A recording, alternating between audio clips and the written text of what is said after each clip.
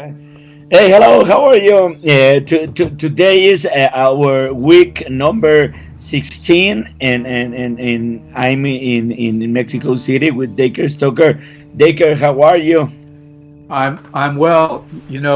We've had some stormy weather outside here in South Carolina, and it's ironic because we've just finished a big storm in Whitby, and the action is really picking up.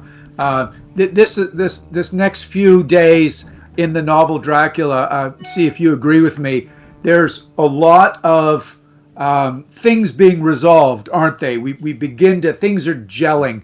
We begin to see a better understanding of what's happening to Lucy. Yeah. Mina gets some interesting news, and of course we see Renfield becoming much more aggressive, more of a maniac. There's more coming in the big three areas of our story at this point.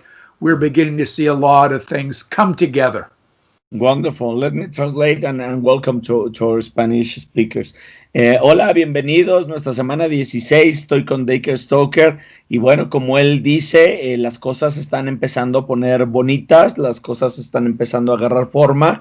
Estamos viendo en los tres frentes cómo ahí empezar a ver sucesos increíbles. Renfield se está volviendo un poco más loco. Y por el otro lado, bueno, pues tenemos el caso con Mina y bueno, con Jonathan. Entonces vamos a empezar a platicar. Hey, Dacre, in this week, it was an amazing week. I mean, we have the new sudden events because we were expecting news from Jonathan, and now we have them.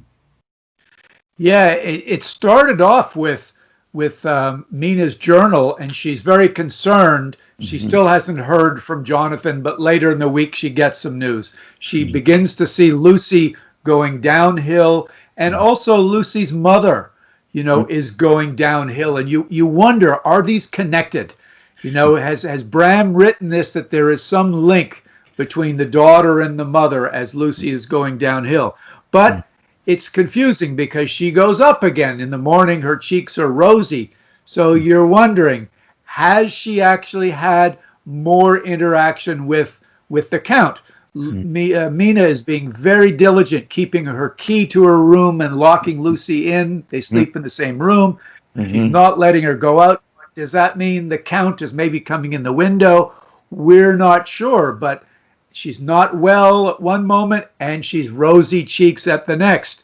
Yeah. She's gasping for air at nighttime, hanging on to life. Maybe, just maybe, that she's beginning this process, getting closer to turning into the vampire.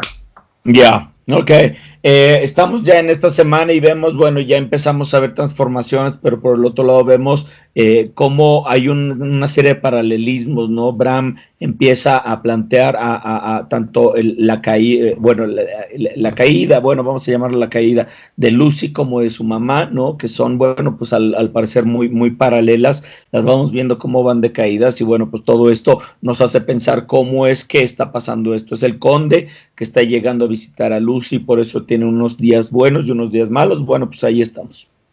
Okay. Now, Mina also is a very intelligent young lady. She's good with typewriter and shorthand, and she begins to look closely at these pinpricks on Lucy's throat, or what she thinks are pinpricks, and she begins to say, there's something more here than this. They don't seem to be healing just right. They're these little dots with red centers, and she finally decides, I shall insist on a doctor seeing them, which is a big move because what you've got is, I'm hoping there's no problem. Maybe there's just some nightmares going on. Now we need to have a doctor take a look at it. So this sort of moves in the direction of getting more serious, just like if anybody else, this is not a home remedy. We need to see a doctor.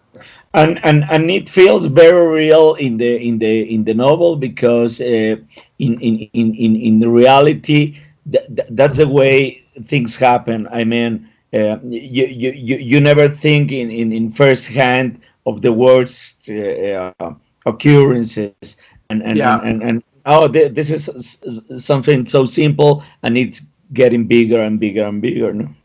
That's right.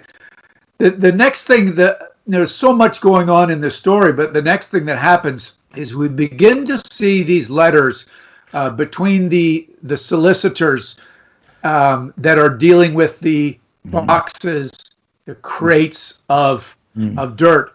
And one begins to think back. Dracula had asked Harker earlier, is it normal to have more than one solicitor working for you when you come to another country? And Harker said, yes, absolutely, have them do different things.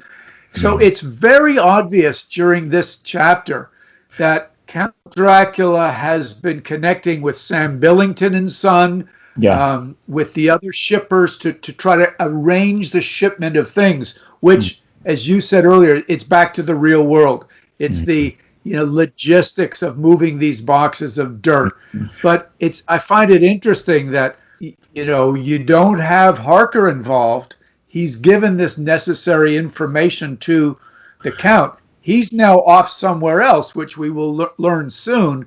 But it's sort of this boring minutia, which is Bram Stoker doing exactly what Bram Stoker has done for many years, moving boxes for the Lyceum Theater all over the country. And now he's using the same skill of what trains do they go on, what train stations do they come off of, how do they get picked up by another company with carriages to move the stuff.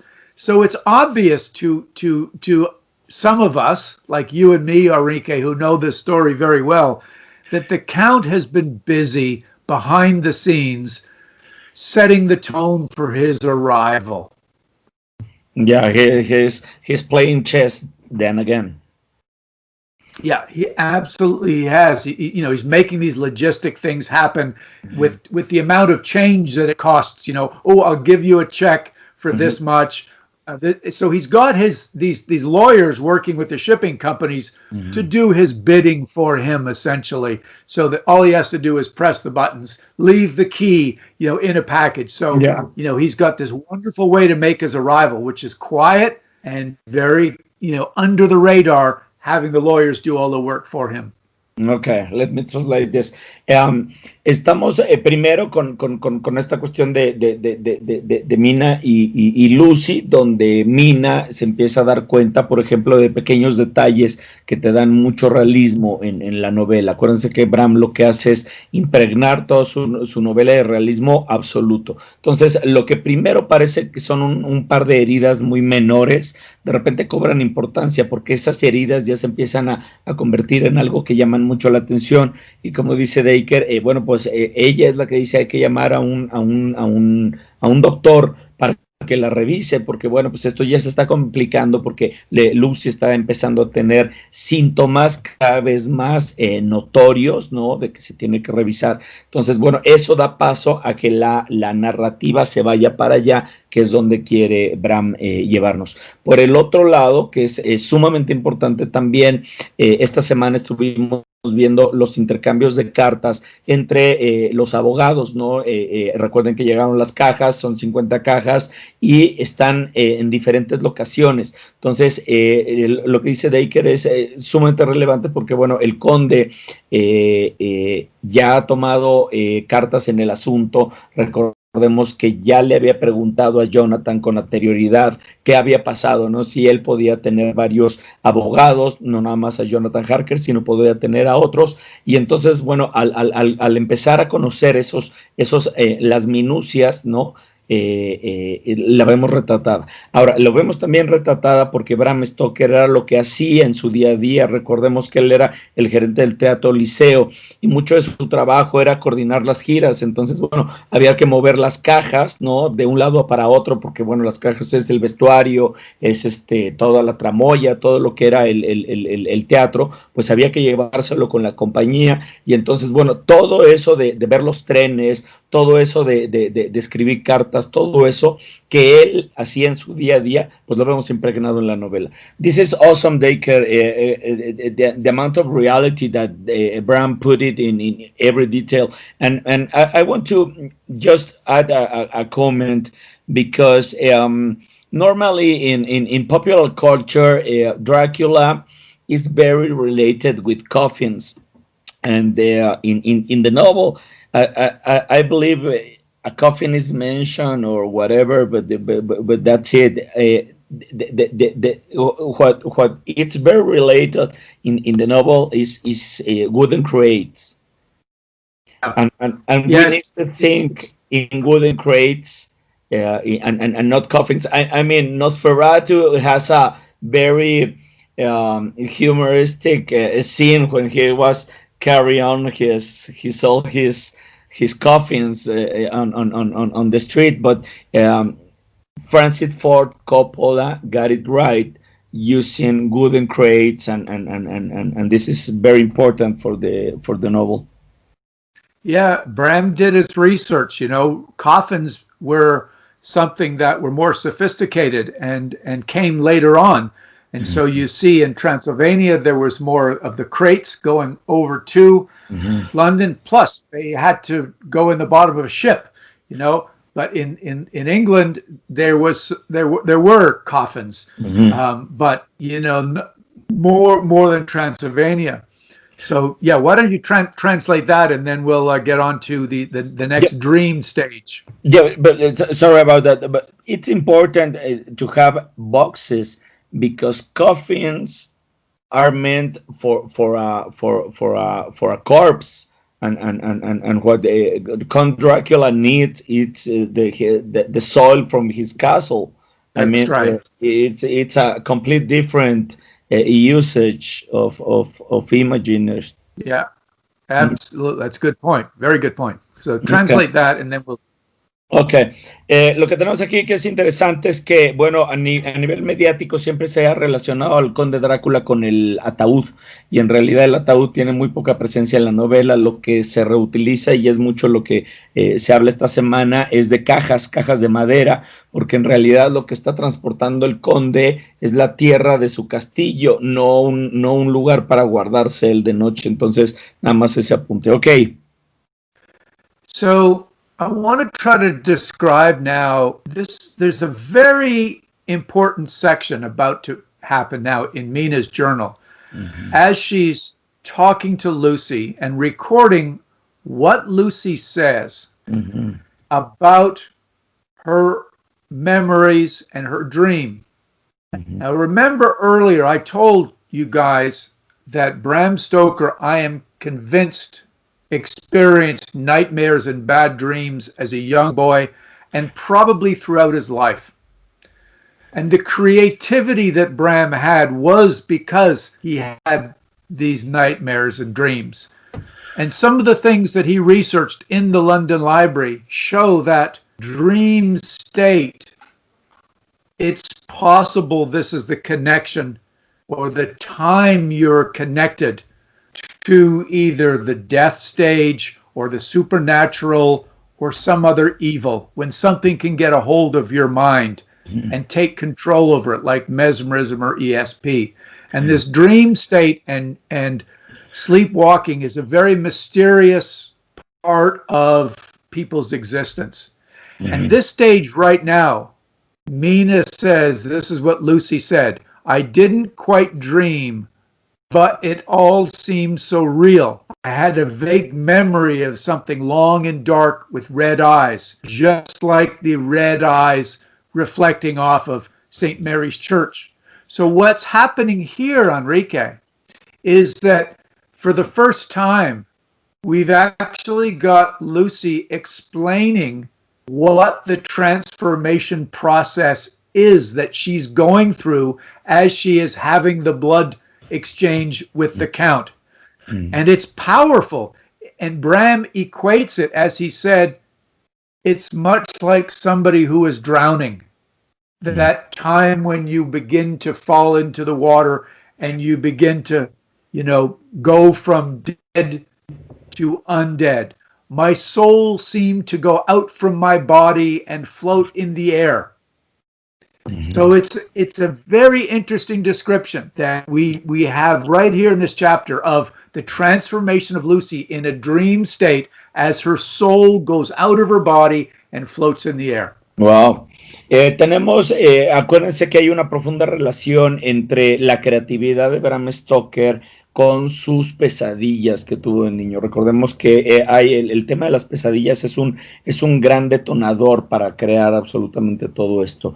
Y entonces aquí hay una relación muy interesante porque, bueno, hay un cambio en Lucy particularmente, porque recordemos que ella está a través del sonambulismo, bueno, pues tiene estos momentos donde deja de ser ella, entonces tiene mucho ya miedo, ¿no? De que se está dejando ir, de que se está perdiendo, y aquí es donde viene la transformación vampírica, que al mismo tiempo es relatada por ella misma. Entonces, a través de los ojos de Lucy podemos entender cómo es esta transformación, que Bram la describe como cuando alguien se ahoga, ¿no? Está caída en el agua, en este gran pozo, y la falta de aire y sentir cómo se le va yendo la vida. Al mismo tiempo, Lucy escribe cómo su alma a veces se sale de su cuerpo. Okay. So once this has established itself, we get this complete shock and surprise when the letter arrives from Peter Hawkins saying, we've heard from Jonathan, and Mina gets the good news. So we are left hanging with suspense. Something is seriously supernatural happening to Lucy. We don't know what, but boy, we get back to reality quickly as we find out Jonathan is in a hospital in Budapest being taken care of by Sister Agatha. And Mina, you now have a mission. You've got to get over there. So she starts with all the logistics of choosing her clothes and leaving a trunk for Lucy to send her later. And now Mina is finally on a mission. Go over to Budapest, which is not easy, but it's taking the ship over to Hamburg and then the train, which is all the logistics that Bram knows what to do. And she goes over there and begins to, have a purpose now. I'm gonna go over, and as she gets there, meets with Agatha, and has now, you've got to be part of the healing process. Jonathan needs you. He's gone through a crazy shock. They call it a brain fever. Yeah. And just so people understand, that's something in the Victorian era is madness. Yeah. When you have a brain fever, it's madness. Now it's madness because he has been saying things. He has been raving dreadful things about wolves, poison, blood, ghosts, and demons. I fear to say of what? Be careful and do not excite him. He needs to rest. And that's what people did in those days. They put them in quiet places so their senses wasn't looking at a lot of things. Obviously, there's no television or anything else. But nowadays, if you have a concussion or if you get hit in the head, it's the same thing. You are not a lot of things to look at so your brain can recover. And that's how they're diagnosing poor Jonathan. He's had brain fever. Yeah. But the beauty is Mina's there and she is able now they arrange for a quick wedding. Yep. And, the next things happen. The secrets are exchanged after that. But go ahead and translate that part now. Yeah, but and I believe we should talk about popular culture is very related, and in this departure of Mina with this love triangle, which is made in the movie, which is not existence in the novel. I mean, Mina at the moment she knows Jonathan is alive. She does everything. She's in her control to run for her husband because she is very worried all the time. In the movie, you have this love triangle, and Mina is just in a conflict between going to Jonathan or leaving the Count, and I mean. Yeah, but at this stage, you're right though. At this stage, Mina hasn't had her first experience with the Count. So the love triangle is just really, it's not there yet, but we realize when it happens, she is very devoted to Jonathan. And when the Count shows up, it's a real conflict because she gets the first ship she can to go there to be with her guy. So the Count must be pretty bloody powerful to create this conflict, as you say, in the movies and on stage later on. But, not so much in the book.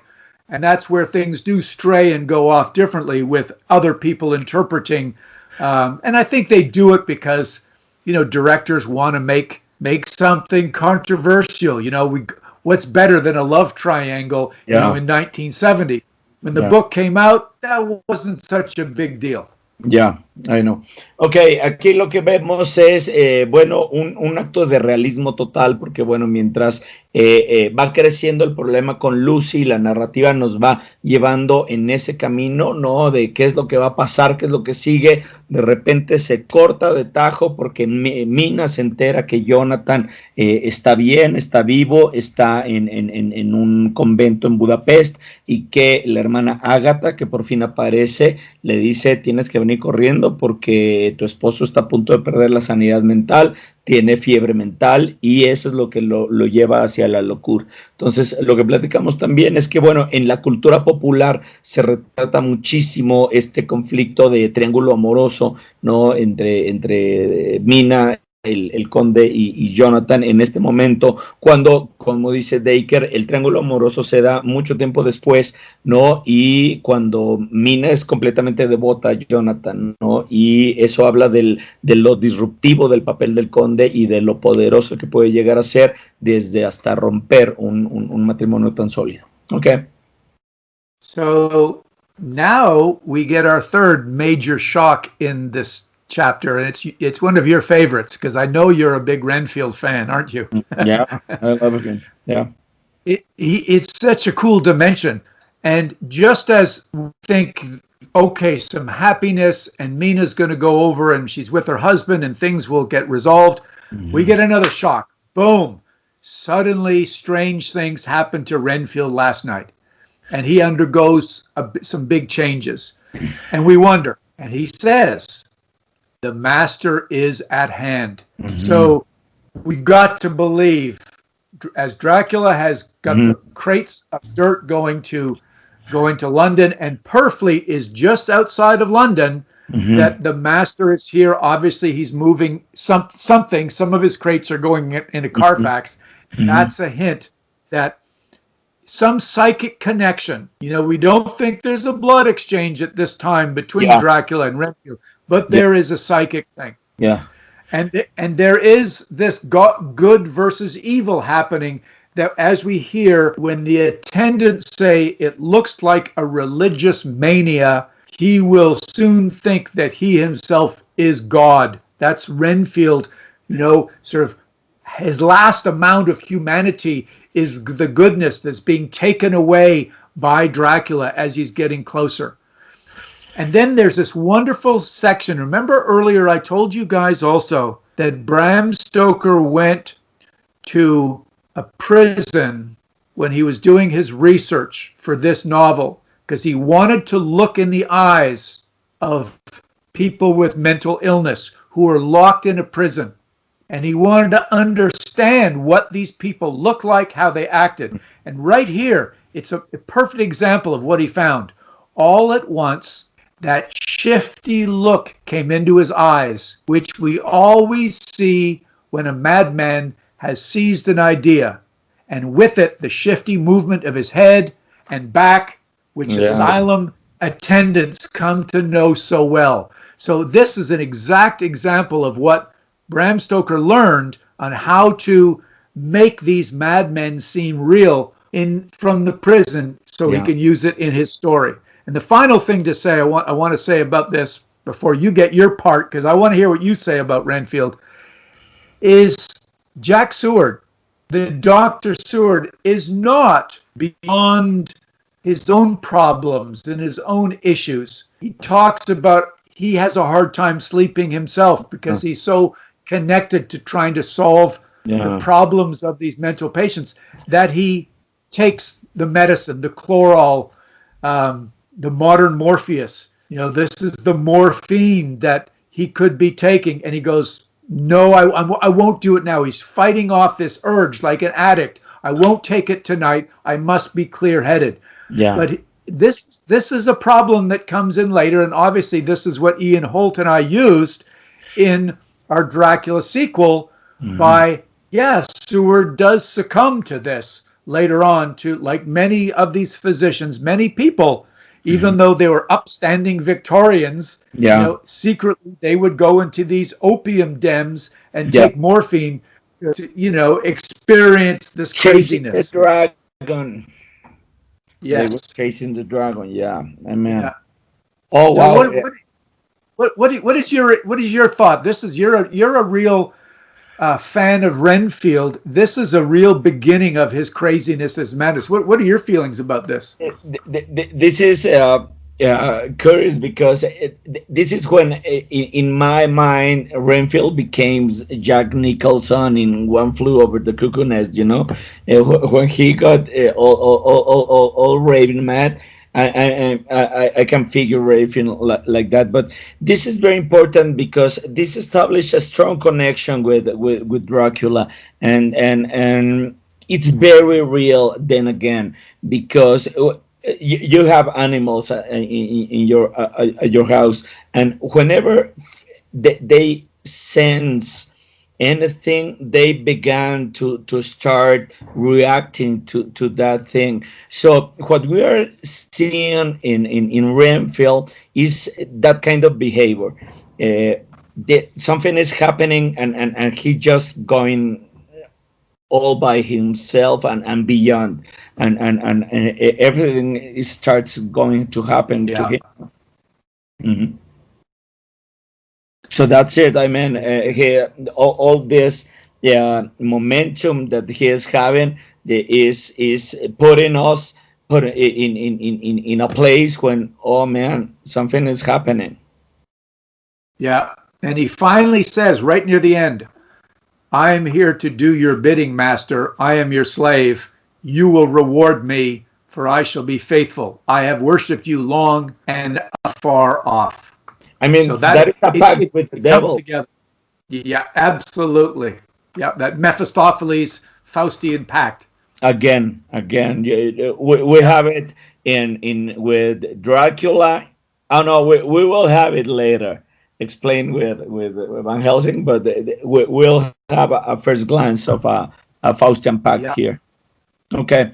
Y aquí, bueno, pues tenemos ya la presencia del loco Renfield en este tercer gran choque de la semana. Renfield, que representa, bueno, todo este lunático que recordemos que Bram en otra vez en su investigación, pues fue a cárceles a tratar con maniáticos, sobre todo para verles la mirada. Esa mirada la demuestra Bram escribiendo acerca de ella, y bueno, pues nos da unas pistas tremendas, ¿no? Del realismo que le impregna. Y lo que estamos platicando es la importancia de Renfield como personaje, porque bueno, finalmente es el que viene a disruptar absolutamente todo, y es el que nos empieza a dar unas señales muy importantes de que algo terrible va a pasar. Como un animal, él siente algo y empieza a reaccionar como tal, perdiendo su sanidad, ¿no?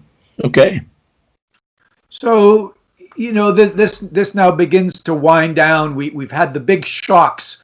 And the end of the chapter, we find out that Mina does end up getting married, and there's a hastily prepared wedding, very, very basic wedding. They get an English priest to come.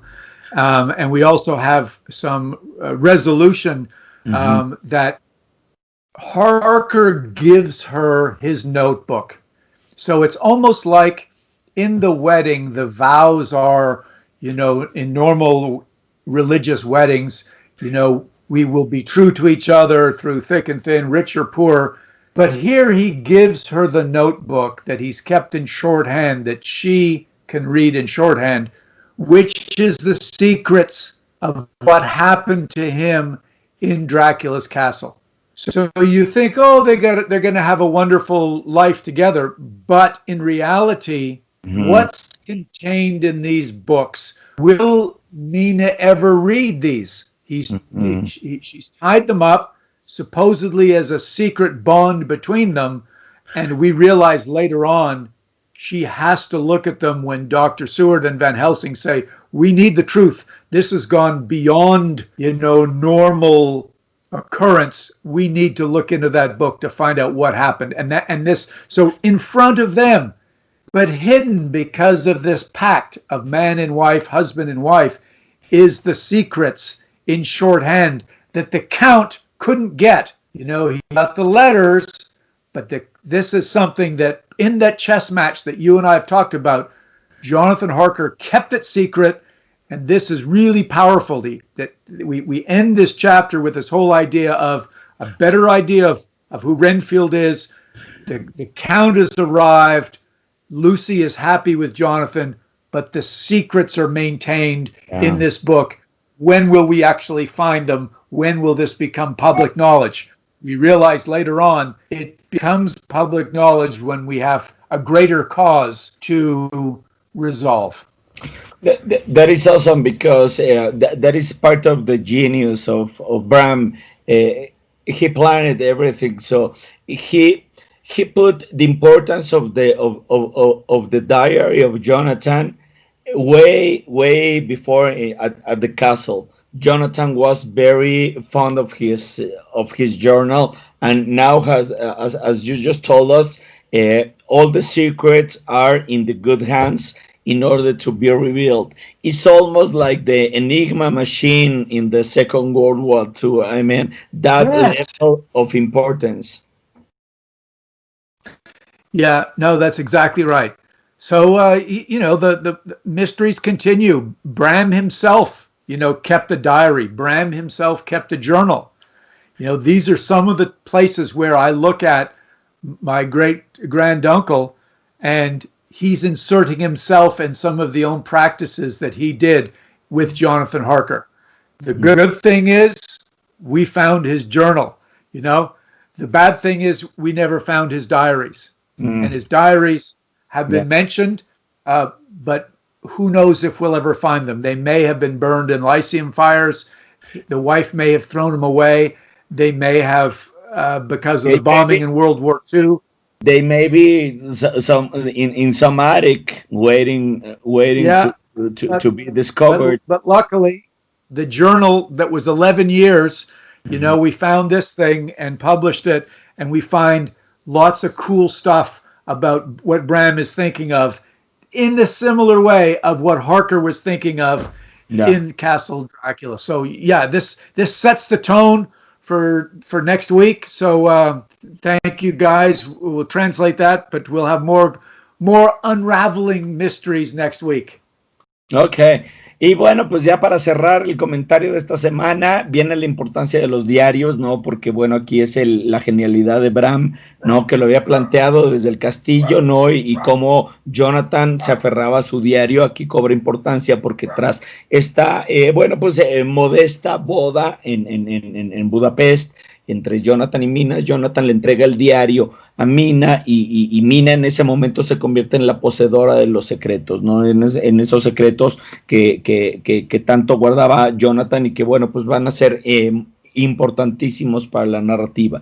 Nos cuenta Dacre que, bueno, pues otra vez tenemos al mismo Bram insertándose dentro del relato, porque, bueno, pues él mismo llevaba sus diarios de la misma manera que lo hacen sus personajes, ¿no? Entonces, esto se sabe porque, bueno, pues ya hay investigaciones, ya se apareció el journal de Bram, donde se habla de los diarios. Desgraciadamente los diarios no han aparecido. Todavía tenemos mucha esperanza de que por ahí aparezcan pronto. Dacre, it was such a lovely week.